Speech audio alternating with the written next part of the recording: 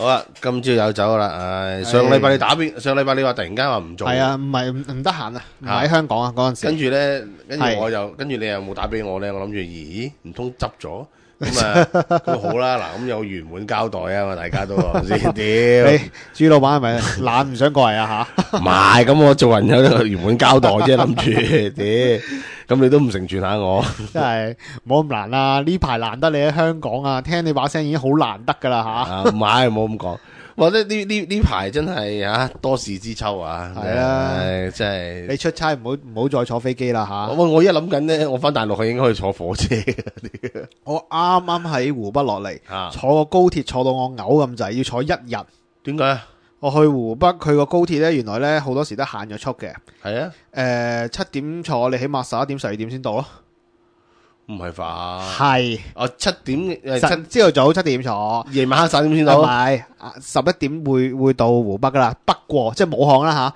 不過高鐵嗰個票價同飛機嘅價錢係差唔多啊，係差唔多嚟嘅。係啊，所以我其實我喺度諗，咁大佬我做乜要坐高鐵咧？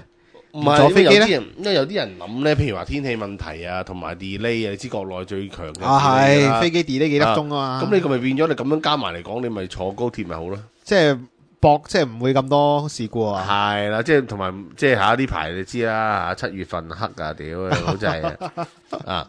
咁啊，即係呢排你講得開心嘢啦，點？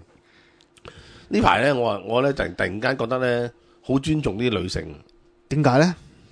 因為我呢排咧，即係我早排其實我早排咧就有個上海朋友。咁我以前見佢咧都係即係一位少奶奶咁樣嘅。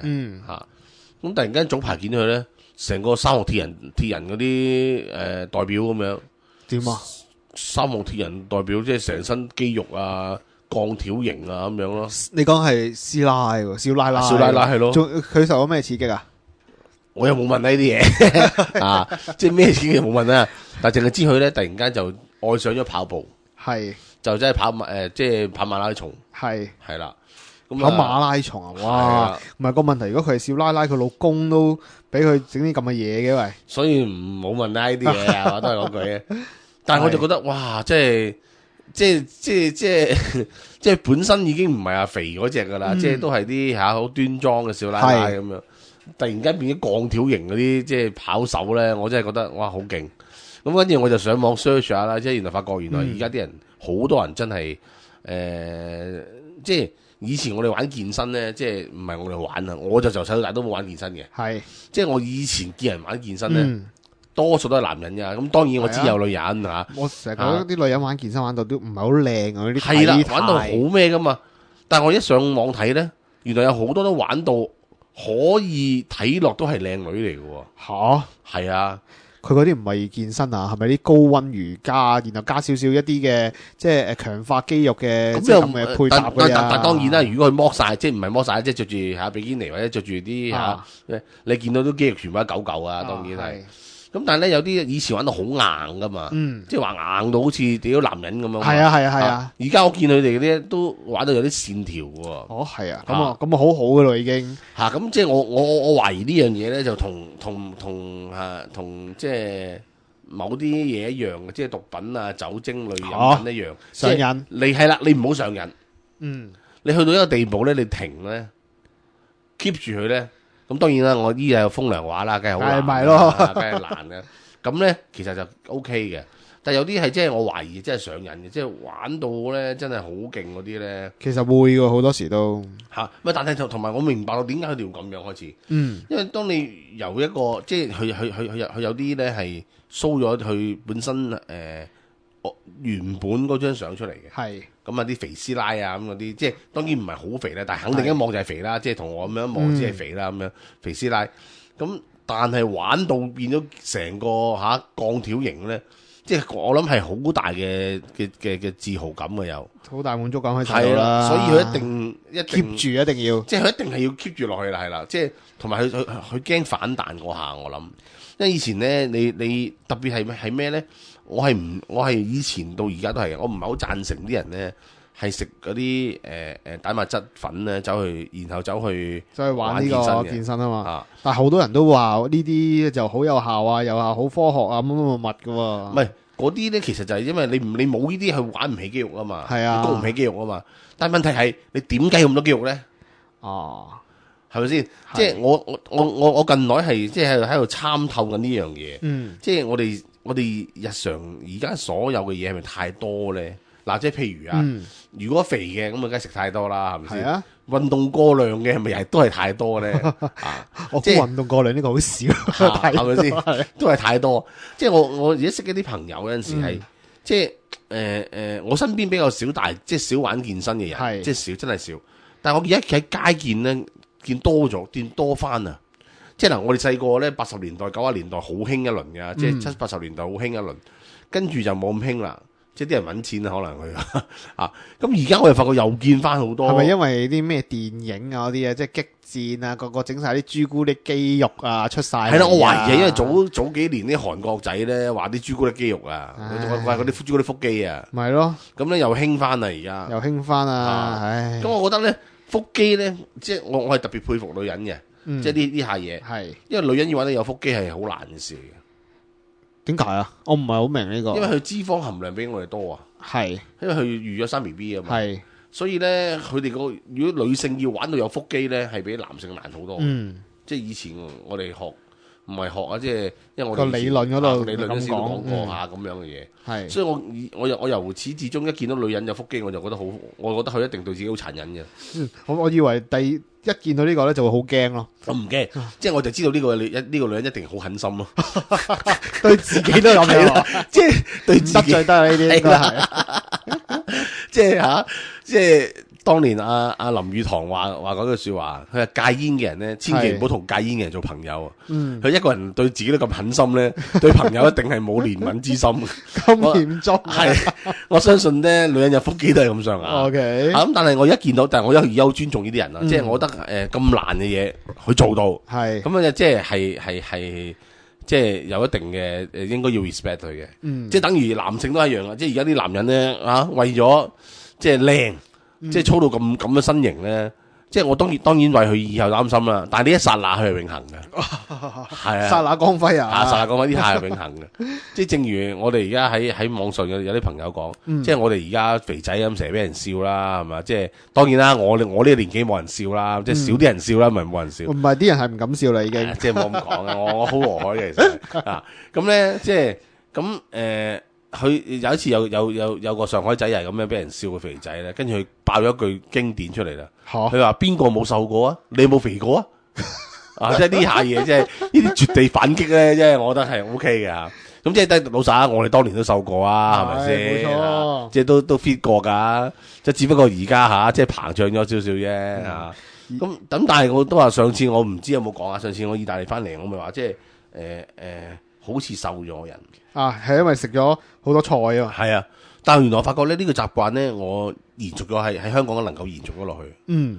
我早幾日去咗IFC 有一間嘢叫法國窗門啊嚇，係French Window 啊。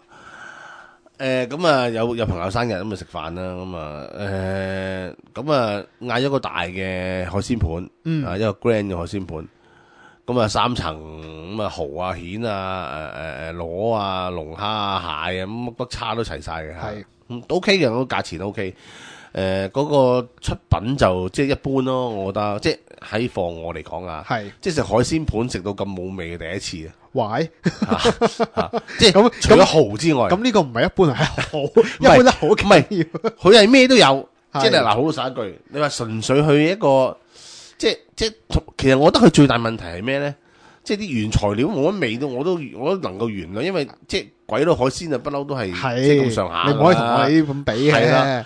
但係佢最大問題失敗在啲汁醬啊。係，我覺得佢汁醬真係唔掂，即係仲係用嗰啲好即係好美國式嗰啲汁醬啊。即係嗰啲我嚟點炸嘢就得啫，即係你炸魚薯條就冇問題啊。即係你嗰啲咁嘅死人。即係嗰啲咁樣嘅沙律醬啊，咁嗰啲咩所謂蛋黃醬啊，哇蛋黃醬所謂啊，即係仲要係淡啲嗰啲，哇跟住仲加跟整一條咁嘅醋仔咁，即係佢係開稀咗啊！就係佢根本原材料係即係嗰隻醬係咁噶，即即係你都知開稀㗎啦，有時會。佢又已經唔係開稀嘅，我諗佢教味嗰度係咁樣咯。哦，咁即係咁我就變咗即係即係我嗰晚我好奇怪啊！即係我好等咁啊，即係嗰晚好奇怪，原因係咩咧？嗰晚嗌咗好多嘢，即係差唔多咩都有，都嗌啲啦，試下 share 同人咁樣。咁我係我係好耐冇食好多肉啊，可能。因為其實都唔係好耐嘅，頂晒籠都係一個月到啫。做咩突然間身體受唔到啊？唔係咁多係啦，我係突然間覺得，哇！原來我唔係好想食肉啊，死火啦！我都係發覺，即係唔知係咪真係年紀開始老邁啦。唔關呢樣嘢事嘅。嗌咗個牛柳啦，係烤牛骨髓練個牛柳啦，個 tenderloin 啦，跟住整咗件嗰啲 stuffed pig 啦，即係嗰啲燒烤洋乳豬啦。咁又整咗個羊架啦。會唔會好 heavy 咧？咁樣呢啲有個 share 嘅。OK。咁我就最撚尾再嚟多個甜品啦，即係apple tart 啦。咁佢每一個嘢又跟住 side dish 上啲薯仔、炸薯仔啊、炸薯條啊咁 kick crack 咁炸嘢啦嚇。我食咗2嚿，我已經覺得好飽啦。唔係嘛？係啦，咁但當然咧，亦都係有原因嘅，就係佢個牛柳，哇係5成熟，真係佢做到係5成喎，但係唔知點解咁乾嘅咧入邊。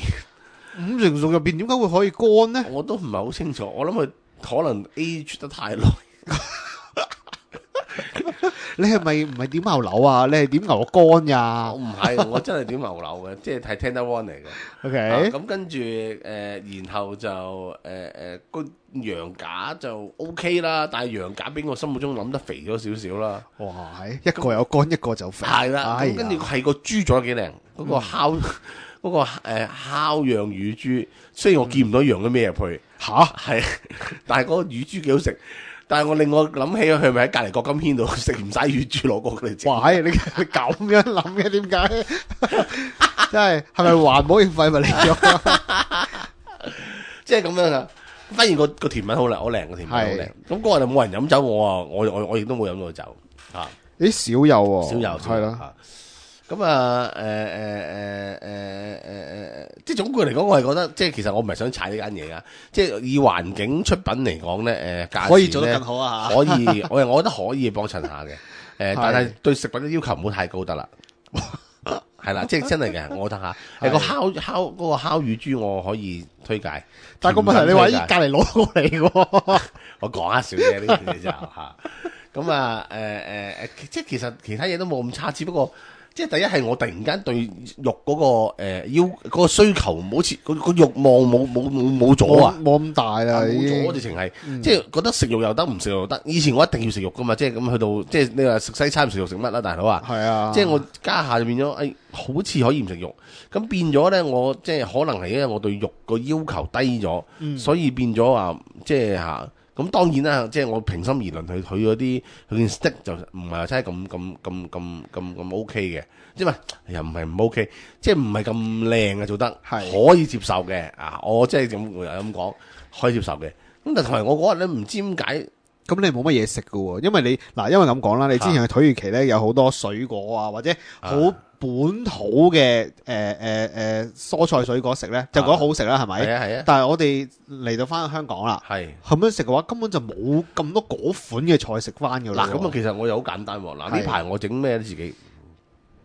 買下菜啦，咪炒下菜、芥蘭啊、菜心啊咁嗰啲啦，自己炒 OK 啊，唔錯，冇錯嚇。甚至乎咪食多幾餐呢個番茄炒蛋咯。哇，OK 喎，我覺得呢排啲番茄好靚喎，唔知點解檔檔都好靚喎。咁雞蛋我買啲靚啲雞蛋啦，我真係有一檔雞蛋靚啲嘅，不過真係貴咯，我覺得。佢比白鴿蛋唔大少少，即係嗰啲初生蛋啊。係。咁你好明顯佢真係初生嘅，點解咧？你未第一佢細啦，第二殼硬好多嘅，個殼硬好多嘅。我攞嚟做滷水蛋嗰啲嚇，咁咧。嗰種蛋咧，你未打開個蛋殼，你就咁隔住蛋殼，你都聞到蛋香嘅。哇！咁啊，真係好靚喎。咁但係個問題係我係覺得貴啲咯，佢就買30蚊一磅。30磅有幾隻？31磅，一磅頂晒籠咧，就大概係11隻左右。11隻啊，即係亞灣3蚊隻都係啦，3蚊隻啦，差唔多3蚊隻到啦。咁我就覺得已經覺得好貴，因為而家日本蛋都賣2個幾人錢隻啫，大佬啊！日本就算啦，嗰啲就咁我咧就我又買過一啲比較大少少 size 嘅初生蛋，咁啊即係真係 quality 爭少少啦，即係爭啲啦。咁咧就但係平好多喎，人哋就賣緊10蚊，好似有唔知6隻定8隻喎。咁點解唔整滷水蛋就揾啲即係你覺得 quality 低少少嗰啲咧？因為你滷水個味都其實分別大唔大咧？分別大唔大咧？因為你滷水蛋你就點講啊？即係好似烚蛋咁，你即係其實除咗面頭滷水味，你都要食入邊嗰個 texture 比較緊要。咁我就所以我同埋細隻啊，即係唔好大隻滷水蛋，我覺得，即係太大隻你就你滷嘅時候就難入味，同埋食得太多，所以我就攞啲細隻嚟做。明白。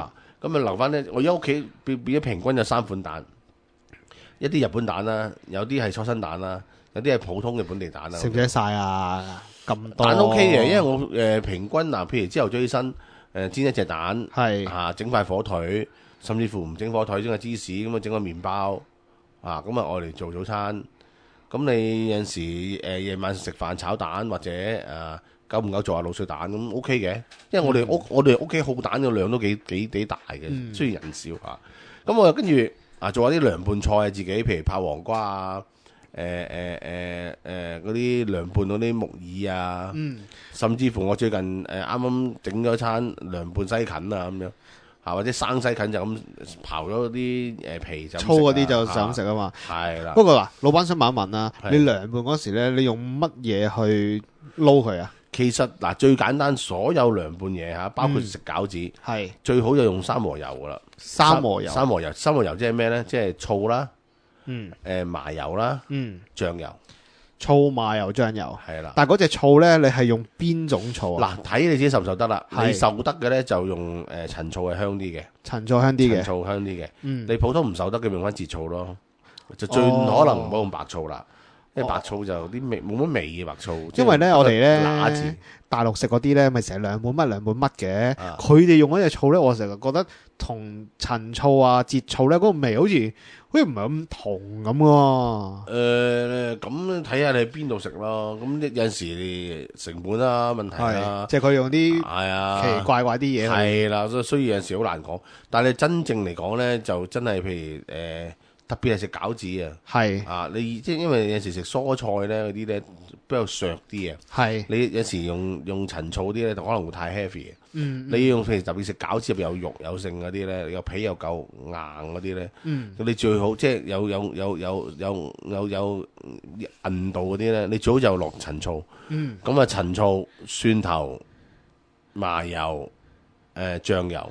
醬油即係生抽啦，撈佢咁就少少鹽唔使噶啦，都鹽唔使，菜又要，你做涼拌菜就要落少少鹽，如果你做餃子又唔使，咁咧同埋咧，如果食得辣嘅話，咪落少少辣油咯。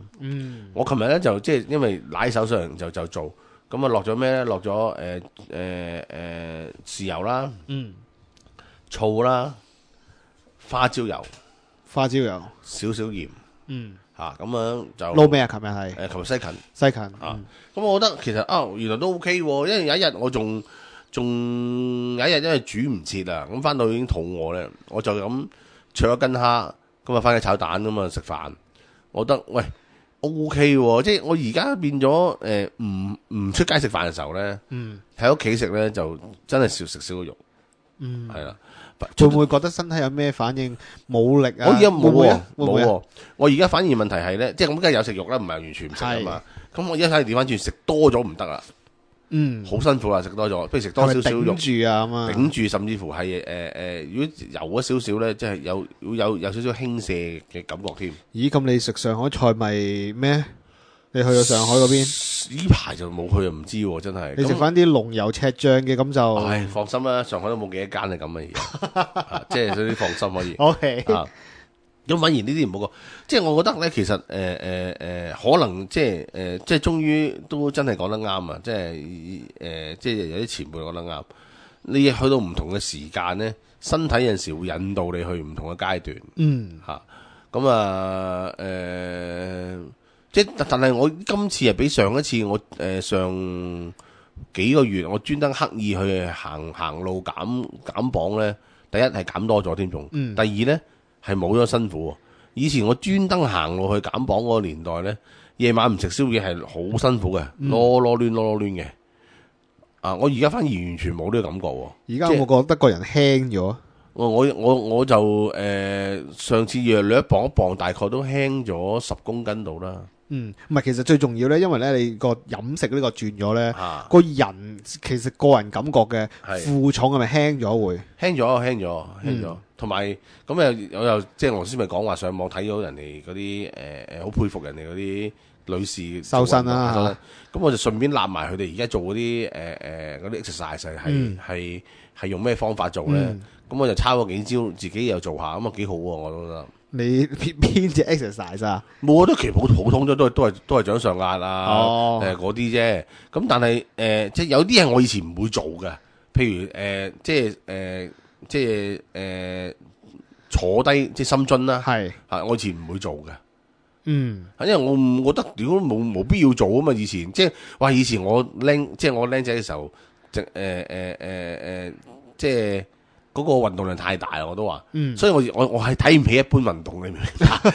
即係一般嘅呢啲咁嘅嘢喺我眼中覺得屌，成日都日日生活都會做呢樣嘢㗎啦，即係熱身都未夠啊！我所以以前覺得，咁而家嚟講啱啱好啦，咁而家覺得好正啊！做呢啲運動，咁同埋佢有陣時而家有啲係做，譬如做掌上壓咧，係以前我咪淨係。即係3點啦，係啊，冇錯咁樣。係而家我睇佢有招咧，好似蜘蛛俠咁樣嘅。做掌上壓咧，你落去嗰下咧，另其中一隻腳咧就抽起，哇係，就抽翻去個心口度個位置，即係向前啊，係，好似青蛙咁向前去到心口位置，跟住踩翻直，落第二下咧就另一隻腳咁樣做。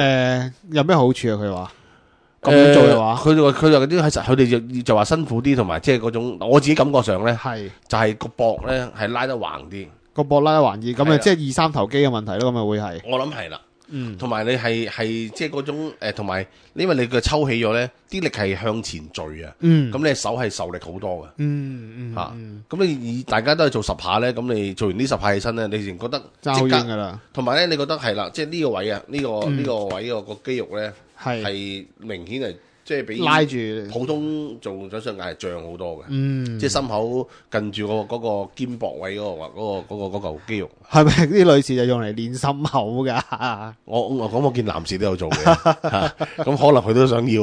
OK，咁唯獨是即係我比較上有意見嘅就係我睇咗好多啲女士嗰啲好勁身形嗰啲玩到好大隻嗰啲咧。都好似係即係淺見嘅，即係某啲部位係可能係應該唔會喎。如果咁練嘅話，淺見會拉爛嗰啲位嘅。我如果唔係冇理由個比例係咁樣。等下先，你見嗰啲都係華人係鬼嚟嘅，鬼就唔算啦，嗰啲比例就鬼嚟嘅咁。人嘅比例都有個比例噶嘛，大佬啊！我哋種唔同啊嘛，冇理由嘅，冇理由，除非係機械人嘅啫。咁嗰啲唔係討論問題啦。OK，咁即係所以呢排真係食少咗。反而有一日咧，我行過上海街近住西貢街，有一間嘢咧就嗰個門面咧就好鬼騎呢嘅。就即係又似食麵米線，又似食拉麵咁樣。咁但係咧，佢門口個海報寫住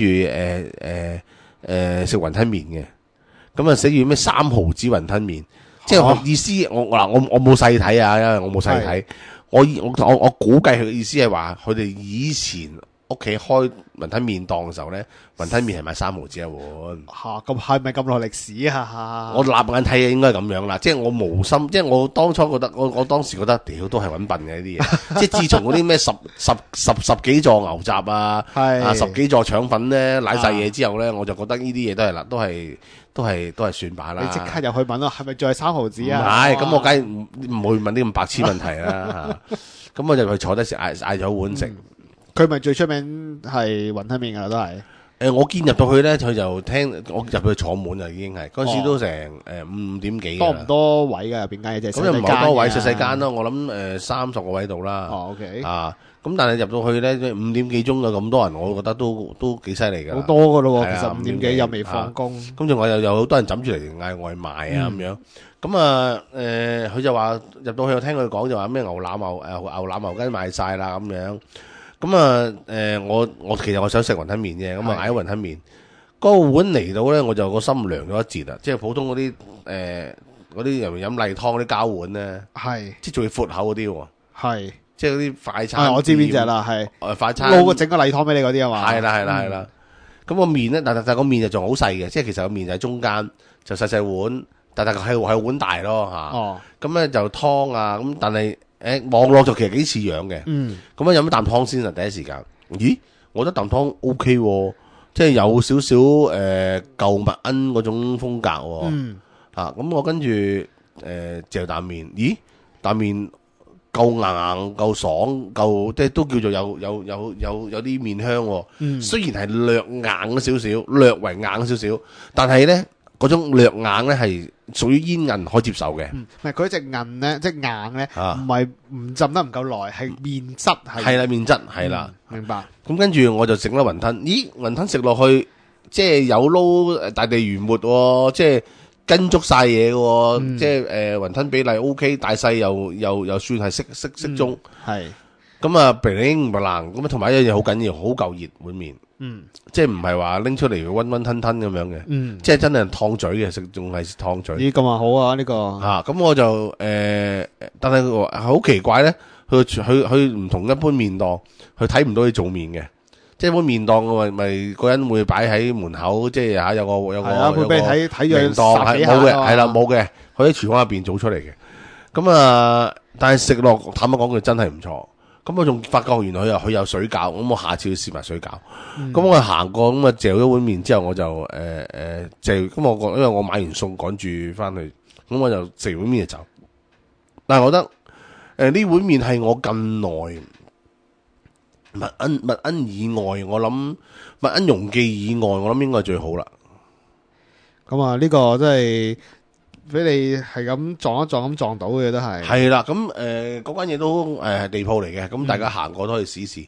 咁當然而家唔係賣3毫紙啦嚇，咁賣32蚊一碗，你覺得都值啦。講真句，喺嗰個位佢夠膽賣到32蚊又坐滿人咧，咁你都要相信佢係有啲料嚟嘅。即係如果喺油麻地嗰個位夠膽賣32蚊一碗雲吞麵咧，仲要係真係雲吞麵喎，細細碗嗰啲唔係大碗嗰啲喎。咁你應該相信係啦，所以你要相信佢應該有啲料嚟，我就覺得唔錯，真係唔錯。咁大家即係咁食碗麵有時行過下點圖點檔咪整碗咯，我覺得唔錯。咁我下次去試埋其他嘢，因為而家我食唔到以前咁多嘢，即係以前我就會順便嗌埋水餃，一發個雲吞得，我就嗌埋水餃嗌埋牛腩噶啦嘛，一次過。咁今次即係因為而家就真係冇乜即係唔想食咁飽啊。有陣時食得太飽我都唔係太舒服，所以我即係嗰一次我哋仲喺度諗緊嗰次早排我哋食飯，咪有班老嘅聽眾一齊，大家即係老嘅意思係時間啊嚇，即係低溫開始聽到而家嗰啲啊，唔係話年紀老啊。咁我仲喺度講翻我哋有一次去澳門，一落船就食5碗麵，跟住仲係食飯嗰種。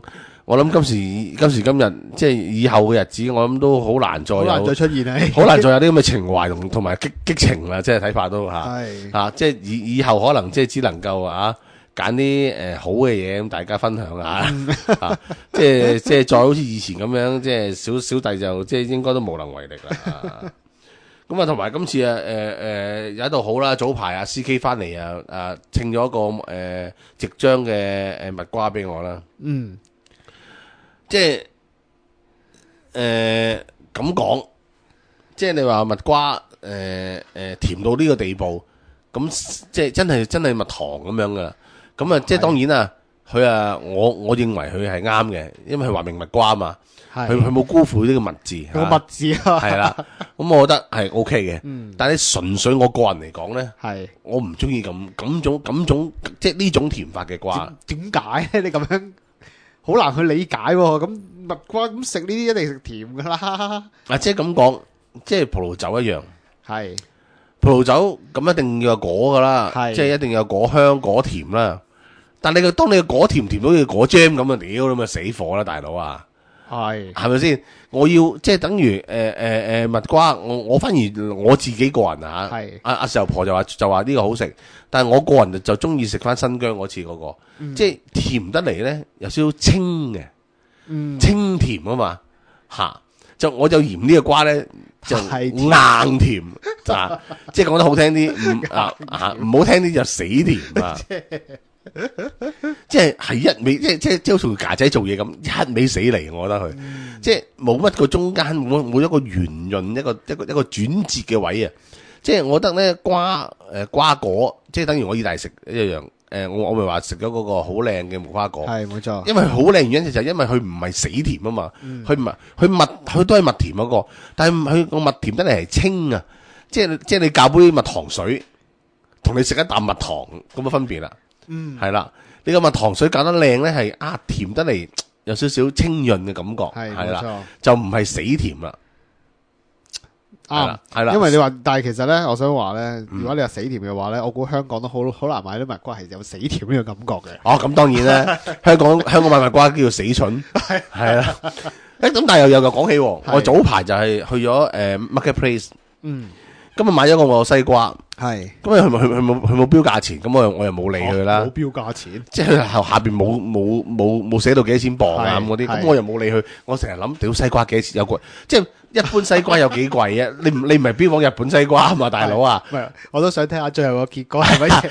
咁即係貴少少，咁但係又唔係即係貴到好接受唔到啊！即係貴少少。係，咁我就買一個西瓜，佢應該就係馬來西亞嘅，應該馬來西亞嘅。咁阿陳總就傳授咗我一個揀西瓜嘅方法。你知啦，佢哋家鄉係專出西瓜嘅。咁我自此之後咧，我揀西瓜就有一手啦。即係以前啲人話即係西瓜共蟹唔識莫買。咁我而家西瓜同蟹我都識啦。即係我係即係喺某程度上，我係一個可以做一個貨客啦。OK，咁我就揀咗個西瓜，真係好靚。其實揀西瓜即係佢哋即係阿陳總傳俾我口訣好簡單啫。就首先睇個西瓜嗰個皮，光唔光滑？光滑係啦，有冇光？即係光滑啊！即係有冇啲凹凸凸啊？咁樣有就唔好買啦。第二有就唔好買啦。係啦，要光滑要買光滑。第二咧就個西瓜定咧，嗰度要夠乾。掄唔掄條嘢好啊？掄條嘢好，但係要乾。要乾係啦。第三咧就係咁有重啦，拍落去啲聲咁有沉。拍落去啲聲沉。係沉，即係沉，即係有水啦，水分夠啦嚇，同埋拎上手夠重啦，即係其實咁簡單啫，就係。係啦，咁咧，咁其實難在咩咧？難在香港啲西瓜全部都凹凸凸嘅。即係你話難在揀個好嘅啫。係啦。咁我就跟住呢個缺咧，我都基本上而家買西瓜都冇乜點得拖噶啦。不過有時揀西瓜時間越嚟越長啦。係啦，咁啊好多時候就揀完咗大餐之後唔買咯。咁所以咧揀西瓜而家就盡可能去超級市場，冇人鬧你啊嘛。咁我就嗰日去 Marketplace 買一個，咁我稱咗手，咁啊樣樣都合格啦。咁我一稱嘅時候，哇！我聽到我講咗個價錢出嚟啦。咁我以為，因為我仲買其他樣嘢，咁我以為加埋晒咁多樣嘢。我覺得都好似貴少少，但都 OK 啦，即係都合理啦。原來唔係，係淨係個西瓜。嗰個西瓜大概幾磅先，再稱咗出嚟。我又唔係好記得啊。大概我諗咧，我推算翻佢咧，應該大概係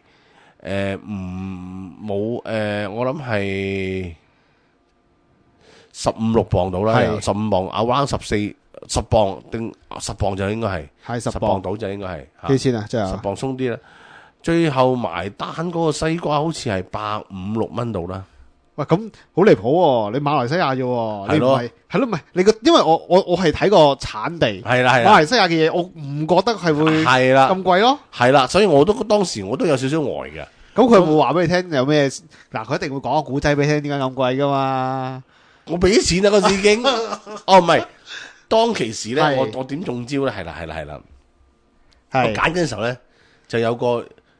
印非籍嘅女子行埋嚟，係職員嚟嘅，就問我係咪買西瓜，我話係，係，咁我就話，呢幾個啦，呢幾個，咁啊指咗幾個俾我揀。係呢幾個啱啱拎出嚟嘅，好靚㗎咁樣。咁我拎佢手又用翻陳總嗰個缺體個，又真係得喎。係，咁我就買咗啦，係啦。所以我就冇睇價錢咁計啦，係啦。哦，咁我就買咗啦，係啦。因為你覺得根本就應該唔會同你心目中差太遠。係啦。咁我其實我當初諗住大概係一嚿水到啦，即係正常啦，呢啲喺嗰個位買。即係如果喺維康買西瓜咧，係3-4蚊磅嘅啫嘛。係，咁我諗住 marketplace double 價錢啦，係咪先？係。跟住我後來第2日定第3日再落去，發覺咧好似係唔知係17蚊一個 kilo 定係幾多嘅。哇，咁咪都好似係咁上下，都好離譜㗎咯喎。好似係咁上下。咁我當初我就買咗，總之我就買咗啦。唔緊要啦，翻去食翻咗啦。咁我就翻咗去劏咗嚟食。點知一劏開個瓜，點咧？果香撲鼻。哦。當時未雪啊，就咁劏開，係即係已經聞到個瓜好香，即係嗰啲清甜嘅西瓜香味。你嗰隻瓜係有籽冇籽嘅？冇籽嘅，冇籽嘅，即係有啲好細緻咯，即係唔係以前大細個嗰啲黑掹掹嗰啲啦。跟住忍唔住切咗一塊出嚟食，果然係近年少見嘅好瓜。即係雖然呢個價錢合理，我覺得值啦。即係如果呢個反而我第二日落咗去對溫睇咧，一個細個，我諗頂晒籠5磅到啦，頂晒籠嗰啲日本瓜都要買到200幾蚊個啦。哇，230-4蚊個啦。但你有冇咁比？原個產地問題，你都知已經係區分咗好多嘢噶啦。今時今日我真係要同你講啦，開始世界咧，我諗大家種植嘅技術咧越嚟越接近。係。咁其實咧而家我越嚟越覺得大家而家唔同產地嘅農產品，唔係作物啦，農產品係包括雞啊咁樣。我之前有冇講過我買一隻好靚嘅丹麥雞啊？冇啊，幾時啊？一陣間講下。我發覺咧，其實咧而家大家嘅出品咧，同埋可能咧個包裝技術越嚟越成熟啊。運輸技術就越嚟越發達啦，咁咧其實而家咧你反而買好多地方嘅農產品係好接近，咁如果你問我寧願食230蚊嗰個日本瓜，定係呢個8-6-7蚊呢個馬西亞瓜咧，我同你講，我一定食馬西亞呢個瓜。即係純粹喺個味道嚟講啊，係日本瓜其實日本嘅水果就係得個甜字啫，即係好坦白講句，同埋靚咯，個包裝好咯，係咯，即係同埋貴咯，即係人都知道嗰去係貴咯，即係以前我食巨峰個年，即係最早期我食巨峰一樣，其實食完之後好坦白講句，我唔係好欣賞嘅啫。不過即係鑒於個價錢，我唯有話佢好嘅啫。即係有陣時同埋嗰期潮流啊嘛，潮流啊嘛，嗰時後生啊，即係仲喺大丸未執笠年代啦嘛，即係大丸仲有耐未執笠應該咁講個年代。咁我覺得即係都叫食過啦，即係等於嗰陣時食和牛一樣啫嘛。我都覺得都好似幾好食啊。即係你今時今日問我食和牛好唔好食，我就除咗燒之外，我係唔會食和牛嘅。即係我寧願食嗰啲假和牛，即係澳洲嗰啲，我哋成件去燒好過啦。即係你話要我就咁攞件和牛嚟做刺身，我真係或者做打邊爐，我覺得係浪費嘅，但係同埋戇居嘅事嚟嘅。係冇錯。咁即係講翻嗰個西瓜，咁我就真係覺得嗰個瓜真係我近年食得最好嘅一個啦。咁我過咗幾日之後去咗維康又買，因為咧點解咧 ？Marketplace 嗰批瓜賣晒啦。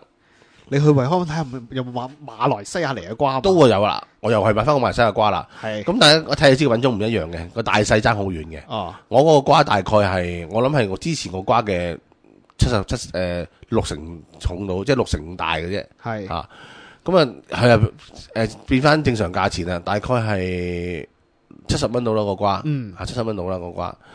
咁其實如果論翻嚟講，其實差唔多價錢嘅啫，因為我細去成4成啊嘛最少個瓜。咁我劏出嚟睇咧，個瓜好薄皮嘅，好事啊，係啦。咁一出咧就冇話上次嗰個咁香啦，坦白講句。食落去咧就都係甜，但係就帶少少酸啦，帶少少酸啊。係啦，咁我就食咗半個，然後第二日擺咗雪櫃擺咗去第二日。雪凍透咗之後咧，反而甜翻個瓜。咁咧就覺得佢都唔錯嚇，可接受嘅一個瓜，水分夠甜度乜嘢，咁即係證明其實馬來西亞瓜而家你識揀嘅話咧，都有啲唔錯嘅。即係而家馬來西亞嘅即係西瓜嚇大做緊咧，而家係即係都係我估係啦，因為周街都賣緊，應該係嘅嚇。咁同埋夏天食啲西瓜 OK 嘅，我覺得唔錯嘅嚇。咁甚至乎呢排我仲返到還童仔去整翻啲蘿蔔神啫喱添。哦，係呢啲都有研究啊，即係專登走去整翻幾個，即係溝花奶咁，即係實在係，即係呢啲係僆仔時候嘅玩意。而家啲僆仔真係嗱，講真句啊，你問下佢知唔知咩叫蘿蔔神啫喱？係，我覺得有啲僆仔係真係唔知噶。咁我覺得哇，你知蘿蔔神啫喱而家幾鬼抵啊，大佬，12-13蚊有成3盒啊，大佬。咁你又知唔知而家有幾多人會買蘿蔔神啫喱啊？咁啊係，咁但係即係我咁講啊，即係實在係。即係同埋唔知係咪而家啲雪櫃夠凍咧，啲啫喱好快就瓊啦。屌你以前細個啲啫喱，屌你等成晚都唔瓊啊，咁家產。其實仲有一樣嘢噶，我相信係細個貪心，你溝水係。即係而家你知道自己唔係食好多，係咪求其即係總之較啱味就得啦。係啦，少少算啦，係唔好較咁多。咁我講翻隻丹麥雞啦，我咧就又係喺 Marketplace 買嘅呢排。我發覺咧但唔係間間有喎。唔係間間唔係間間有，因為我專登去睇，有一次我諗住貪近去咗另外一間，我冇要去翻我就喺 K11嗰間都冇買嘅。咁有啲丹麥全雞，咁啊乾雞啦，即係冇內臟啊剩嗰啲啦嚇。咁嗰啲雞好大隻㗎，係我諗起碼有成幾斤啊？我就咁睇2-3斤零應該有嘅。哇，係即係普通一隻都3斤零啊？應該有啊，應該有乾雞啊，係即係都幾重手啊，拎上手，即係上手起碼有我諗有5-6磅嘅應該有，即係3斤啦，即係我估3斤零啊，應該有嘅，幾重手噶。咁咧就我係整滷水，我每次都整滷水。係咯，呢排做咩？做咩成日整滷水啊？咁開咗滷水膽啊嘛。哦，咁啊，交費事係啦，咁我唔係嘅，其實我每次做完之後咧，我都輸翻雪櫃嘅。咁啊，隔咗啲渣啊，咁啊輸入雪櫃，然後撇咗啲油啊，咁樣嘅。咁啊，再做嘅時候，再落水，再落啲新滷水包，用翻個底嘅滷水再溝落咁樣咯。咁啊，因為同埋做呢啲嘢度好嘛，你唔使理佢啊嘛。你滾起咗佢十零分鐘，譬如抌啲雞落去10零分鐘，滾起咗啦，10零分鐘，跟住熄火浸。係啊。浸到凍翻晒啦，跟住到食嗰陣時就講翻熱佢咪 OK 啦。咁雞嘅第一冇乜雪雞啲腥味啦，第二雞大隻夠滑，大隻都仲夠滑。係啦，因為我做滷水咧，譬如咁做到個雞胸咧都仲可以接受嘅，即係仲係算係滑嘅。咁隻雞所以我覺得唔錯啊。咁價錢先吸引。咁大隻雞先賣到70蚊，70蚊咁平？你而家走去街市劏隻新鮮雞，起碼2嚿幾3。係啊，所以我話咁平。係啊，所以我就暫時都仲係滷水。我試過一次滷完之後咧，就再煎一煎佢。咁嗰次覺得仲唔錯。咁我通常咧滷水咧，我食法就係將隻雞切開一半，但係就唔切斷佢。即係淨係喺個肚度，喺個肚度，嗰 cut 一刀 cut 開佢，背脊嗰度個刀就連住唔開，跟住成隻浸咗佢，就浸咗滷水，然後咧食嘅時候咧就用手就咁切嚟食，即係好似手撕啦，係啦，咁我個人覺得唔錯，確係唔錯，咁嘅價錢，即係我Marketplace啊，即係呢一紮咩 Jack 啊。咩360嗰扎咧，冇乜邊幾樣嘢係抵買噶啦佢哋，咁我發覺呢幾樣嘢係幾抵買嚇。點啊，黃老太？唔係，即係點解咁樣講咧？因為而家你喺街市上買隻雞好食嘅雞其實好難。係冇錯 ，even 你買隻新鮮雞都係冇乜雞味嘅，唔知點解，係要撞手神嘅。係咯，我又試過有一次買一隻龍江雞，細細隻清遠雞定龍江雞唔記得，細細隻嘅啫。即係成隻春雞咁大隻嘅啫。係咁啊，我就就咁攞嚟蒸，就咁蒸啫，乜都冇，又幾好食喎。咁但係就就咁蒸，係啊，但係幾好食啊。嚇，但係就即係呢啲十年同一樣咯。哇，係嚇，即係等於你我喺街市呢排咁樣，譬如想買條魚咁樣，揀唔到，條魚都好似即係望落去個感覺好似唔開心啊！嚇，即係咧，老闆啊，你幾時咧已經去到一個盡境咧，係可以同食材溝通噶啦？我而家開始學緊嘅，係啊，即係我發覺咧，人咧，即係而家咧去到呢個階段咧，即係應該係開始減省一啲無謂嘅嘢，然後咧又唔好挑剔去揀一樣嘢。即係我唔知咁樣講係咪好混亂啊？大家咁樣講咪即係等於一個佛學咁咯。我覺得即係都係嗰句啦。佢哋去到咁嘅環境，即係去到咁嘅時間，就自然會有咁嘅嘢嘅啦。即係我後生嗰陣時，我都話我好細個中意睇書，其實係我諗我成個人生即係唯一一樣最感興趣嘅嘢，即係唔有咁多年都冇斷過，就係睇書嘅啫。唔係食咩？食我細個都冇咁中意食噶，即係我睇書係講緊6、7歲開始咯。OK，咁但係咧，我以前係好唔中意睇散文嘅。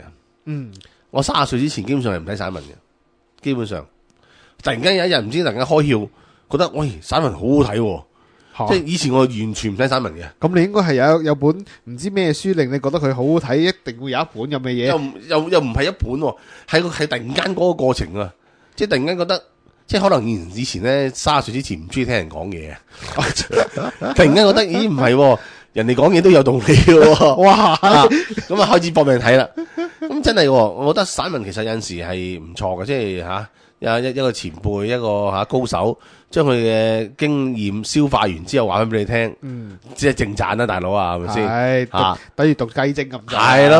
咁但係以前我唔中意嘅，即係可能虛不受補啊，以前。係。咁啊，而家講得幾好，即係等於一樣嘢，即係而家咧，即係覺得咦，咁啊，真係覺得幾好喎，咁樣。咁嚟緊啊，冇乜嘢好啦。嚟緊嗱，即係有好多人啊，即係食完金氏兄弟嗰2檔嘢，都有唔同嘅反應啦嚇，報上有唔同反應。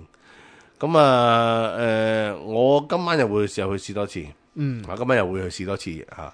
咁我就睇下下個禮拜有時間就大家再share 下，究竟佢哋即係我覺得佢哋兩個行嘅路係啱嘅。咁大家對佢有要求都係啱嘅。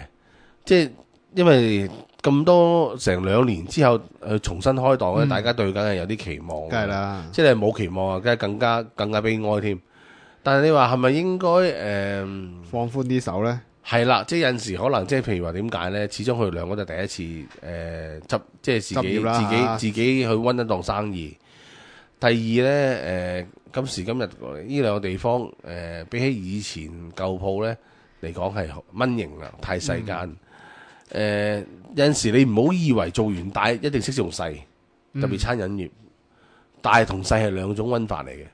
做細亦都唔一定識做大。做大亦都唔一定識做細，咁同埋可能有陣時即係位置太少咧，大家都好難去揾到個位嘅時候咧，都會揾到位嘅時候個要求就更加高噶啦。因為唔好話條氣唔順啦，係等到有啲唔耐煩。係啦，咁啊，所以我又覺得即係我唔係幫佢2兄弟講嘢啊，即係亦都唔到我幫，即係我只不過係有陣時即係站喺一個朋友立場講，即係有少少包容啦，希望大家少包容。咁啊，又係另外一單嘢咧，就好奇怪啦，即係江建珠女士就離開咗啦。我就唔識佢嘅，我唔識佢嘅，即係我無緣拜見呢位老人家。咁但係我身邊好多朋友都同佢好熟嘅，我就唔知點解次次約親佢咧，即係我同佢嘅緣分就同蔡瀾咁上下啦。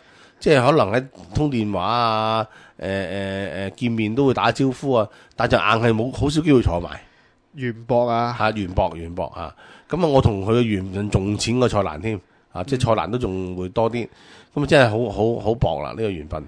咁但係亦都即係其實我以前後生嘅時候，即係比較點解呢排成日講後生嗰陣時真係陰功。即係我早幾年咧就嗰個時候咧，佢老人家啱啱回流翻香港，叫做開始出書嘅時候咧，其實我當時對呢位前輩咧，其實唔係話太過客氣嘅。我覺得自己佢個年紀爭你一截㗎喎。係啊，我唔係對佢我唔係當面對佢客氣，即係我係覺得以佢嘅背景以佢嗰個咩咧，其實唔係話咁即係唔係喺坊間人哋講到咁厲害。當時我自己個諗法啦即係當然佢係即係有呢個咁樣嘅背景，但係當時佢仲係細嘅，即係我當時分析係，因為佢第一仲係細，到佢比較懂事嘅時候咧，佢家道已經中落啦。咁然後佢喺美國好多年。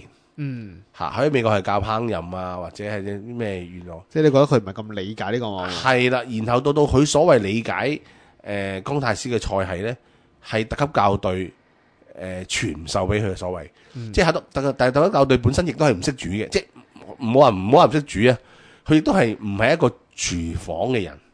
佢都係憑佢嘅自己個一個理解啊，多年採訪經驗啊，去理解件事。咁同我哋而家呢一代人去寫稿寫食嗰啲分別唔大。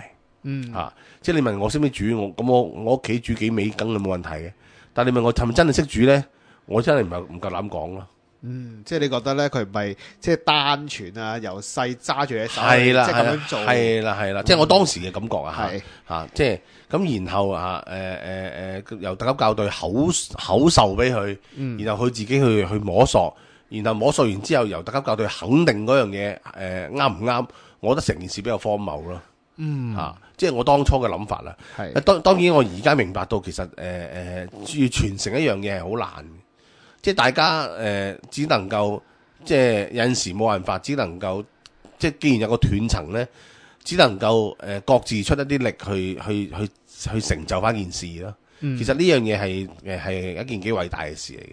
只不過我即係以前嘅睇法係比較偏激啲，我可以咁講。即係好執着所謂正統。其實你有陣時到我而家呢個時候去睇飲食。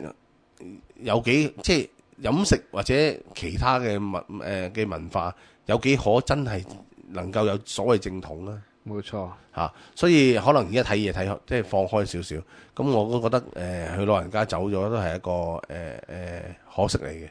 即係始終佢以往親歷過嘅一啲場面、一啲環境時代，係我哋呢代人係冇辦法能夠接上去嘅。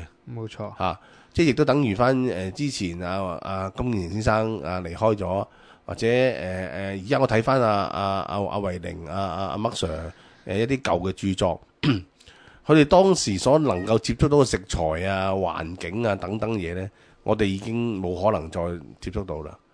咁而家我見到網上大家寫嘢，譬如寫微博啊、寫微信啊啲人咧，大家喺度鋪上去嘅嘢係鬥奢華咯，鬥複雜，鬥多，然後即係我唔係話呢樣嘢啱錯啊，冇啱同錯啊，呢個係一個即係我只不過係越嚟越明白，呢個係一個境界嚟，係一個正經嚟。即係以前禪宗話啦未學禪之前見山是山啊。到你學禪嘅時候咧，開始學禪啦，就見山不是山。到你得道之後，見山仍是山啊。其實呢個係一個正經嚟，即係呢樣嘢可能我哋以前都係同樣犯過呢一個毛病，或者同樣經歷過呢一個階段。只不過而家我睇翻就覺得，哎呀，好似好奇，即係睇落唔係話，即係我坦白講句，我就唔係太欣賞。咁你有冇覺得似以前嘅自己啊？咁我梗係唔會咁批評自己，你唔使裝我。咁我因為我就算以前都好啦，我都冇都唔係話咁，即係或者咁講啊。因為喺我哋嗰個年代咧，未有呢個工具啊嘛。咁樣發布出去。係啦，咁即係我哋寫得出去嘅嘢嘅時候，通常都係喺報紙雜誌啊，同埋會負責任好多咯。對係啦，自己寫嘢咁嗰個年代就變咗你經過咗思考，同埋你寫一篇稿，你咪就咁寫噶嘛，你要查好多資料嘅。係冇錯。咁你經過嗰啲時間嘅沉澱咧，你個人就即係會冇咁狂妄噶嘛。咁你唔同你一時間興奮就掟出嗰啲嘢啊嘛。咁所以有啲唔同嘅。咁同埋真係我覺得真係而家大家個方向係或者應該咁講啦，可能即係一代人有一代人係咪即係時代唔同嘅問題咧？即係我其實唔係時代唔同，係每一個時代都有啲咁樣嘅情形嘅，都係一部分人係好張揚，好認為自己走在尖端去寫一啲嘢，有一部分嘅人咧就已經經歷過嗰段嘢啦，係然後就係寫翻一啲舊嘅嘢，沉澱咗嘢，平凡啲嘅嘢。喺我啱啱買咗兩本書俾個小朋友，我有個朋友個女，我初頭就想買咩咧？想買一套叫做《少林講記》。少林講記係咁咧就其實係一套中國好即係比較舊嘅一套笑話嚟嘅，係講笑話嘅，咁啊用文言文寫。咁我發覺原來已經冇出啦，即係冇即係好多書局都冇買呢本書啦，已經咩新華啊、商務啲都冇晒啦，即係唔買呢本書啦，可能唔受歡迎啦而家嚇。咁我諗咗好耐之後，我後來揀咗本咩咧？揀本花生漫畫俾佢。花生漫畫係仲要係啲咩咧？係好簡單嘅，入邊咧就每一版有個漫畫，然後有一句説話啫，就係話有一本書叫做Love is 乜嘢啊？係。咁跟住另外一本咧就係 Happiness 係乜嘢？哦，咁呢啲易明啊。係啦，根本就係話佢用每一版就話俾你聽。譬如話 Love is 係乜嘢咁樣，咁就加即係一句嘢，係咪佢可能係即係成班人一齊食飯咁，即係 family 咁樣，就係 love 啦。開心嘅嘢可能兩個人手拖手就係一件開心嘅事啦，即係好簡單。咁我就係希望佢又希望小朋友能夠睇，能夠即係理解到，即係同埋呢啲嘢係永恆嘅。佢大個睇翻都仲啱睇嘅。即係類似咁樣咯，咁你可能我早幾年可能我唔會咁做，早幾年我買本芭比嘅俾佢就算啦，即係滿足咗而家就算啦咁樣嚇。咁其實所以我覺得都可能係可能係咩嘅？可能係一個正經啦，頭先咁講，或者一個經驗啦。即係等於我而家早排我睇咗個盤喺中環，我覺得 OK 嘅，40-50個位。租又平，乜都平。咁我就諗啦，如果我將容記一啲舊嘅嘢，或者舊嘅師傅真係攞翻嚟做，咁得唔得咧？咁樣，咁有部分人覺得未必得，咁但係有啲人就覺得得喎，咁樣。咁所以就係啦。你本人咧，我梗係覺得得，我先籌備呢件事啦。咁但係問題係我即係有其他嘢撞咗，所以我即係只能夠而家要擺一擺啦。即係除非有人做，如果唔係就要放棄啦，因為個盤要交翻俾人。咁但係個問題就係話起碼我覺得即係喺我只覺得啊，喺今時今日而家呢個時候，喺香港呢個環境或者大陸呢個環境，其實應該要保持翻或者保留翻一啲所謂比較舊式嘅